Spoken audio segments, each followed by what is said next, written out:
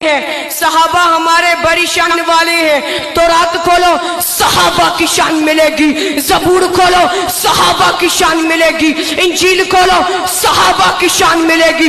لیکن جب باری آئی اللہ کی لارے بیعت کتاب قرآن مجید کی، قرآن مجید میں 700 مقامات پر صحابہ کی شانیں ہیں، تو پھر میں یہ کہنا چاہتا ہوں جامع قرآن صحابہ، حافظ قرآن صحابہ، ناشر قرآن صحابہ، کاتب قرآن صحابہ، اعلیٰ ذیشان صحابہ، ایمان اتقان صحابہ، آقا کی اذان صحابہ، مومن کا جان صحابہ، مصطفی احسان صحابہ، فاتح ایران صحابہ، نبوی ریحان صحابہ، نبوی فرمان صحابہ، نبوی پہچان صحابہ، نبوی شان صحابہ، نبوی فیضان صحابہ، میرا قلب ارمان صحابہ، جنت کا مان صحابہ، جنتی سلطان صحابہ، ہے رب کا احسان۔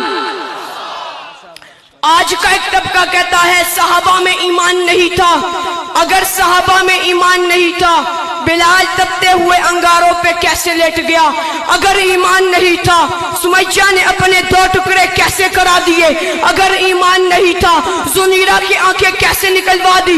اگر ایمان نہیں تھا تو پھر بچے یتیم کیسے ہوئے؟ اگر ایمان نہیں ہے تو سب کا ایمان مشکوک ہو جائے گا۔ تم تاریخ کی بات کرتے ہو، رب کعبہ کی قسم اگر یہ تاریخ صحابہ کی صحیح تاریخ کرے ہم ایسی تاریخ کو اپنے سینے سے لگائیں گے۔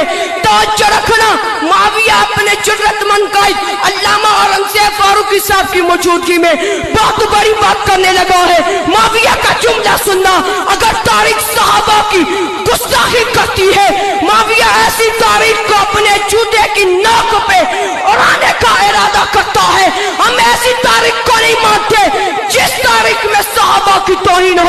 صحابہ تاریخی نہیں، قرآنی شخصیاتیں ہیں۔ قرآن میں اللہ صحابہ کی عزت بیان کرتا ہے، وَالْعَادِيَاتِ ضَبْحًا فَالْمُورِيَاتِ قَدْحًا فَالْمُغِيرَاتِ صُبْحًا فَأَثَرْنَ